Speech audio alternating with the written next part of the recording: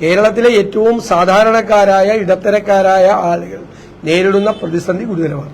അതോടൊപ്പമാണ് ഇപ്പൊ ജീവനക്കാരുടെ ശമ്പളം സംസ്ഥാനത്തിന്റെ ചരിത്രത്തിൽ ആദ്യമായി മുടങ്ങിയിരിക്കുന്നത്. ഇന്നലെ 1.25 ലക്ഷം പേർക്ക് ബാങ്കിൽ കൊടുക്കേണ്ടതാണ്, പണമില്ല. എന്നിട്ട് ടെക്നിക്കൽ റീസൺസ് പറയാൻ, സാങ്കേതിക കാരണങ്ങൾ പറയാൻ, പണം കയ്യിലില്ലാത്തതുകൊണ്ടാണ് കൃത്യമായി അത് എത്തിക്കാൻ കഴിയാതെ പോയത്. 1-ാം തീയതി ശമ്പളം കൊടുക്കണം, 2-ാം തീയതി കൊടുക്കേണ്ടവരുണ്ട്, 3-ാം തീയതി കൊടുക്കേണ്ടവരുണ്ട്. ഇങ്ങനെ ശമ്പളം ഇങ്ങനെ പല ദിവസങ്ങളായിട്ട് കൊടുക്കുക.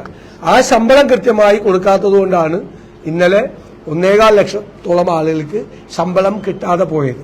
അപ്പൊ ഞങ്ങൾ വീണ്ടും ആവശ്യപ്പെടുകയാണ്, എന്താണ് സർക്കാരിന്റെ, എന്നിട്ട് മന്ത്രിയും മുഖ്യമന്ത്രിയും പറയുന്ന സംസാരത്തിൽ ഒരു കുഴപ്പമില്ലെന്ന് പറയും, ഇടയ്ക്കിടയ്ക്ക് കുഴപ്പമില്ലെന്ന് പറയും. യഥാർത്ഥ സ്ഥിതി എന്താണ്, സാമ്പത്തിക സ്ഥിതി എന്താണ് എന്ന് സർക്കാർ തന്നെ ഒരു വൈറ്റ് പേപ്പർ ഡെവലപ്പത്രം പുറത്തിറക്കണം എന്നാണ് ഞങ്ങൾക്ക് ആവശ്യപ്പെടാനുള്ളത്. ഏറ്റവും പുതിയ വാർത്തകളും വിശേഷങ്ങളും വിരൽ തുമ്പിലറിയാൻ സീ മലയാളം ന്യൂസ് എല്ലാ ഡിജിറ്റൽ പ്ലാറ്റ്ഫോമുകളിലും ലഭ്യം.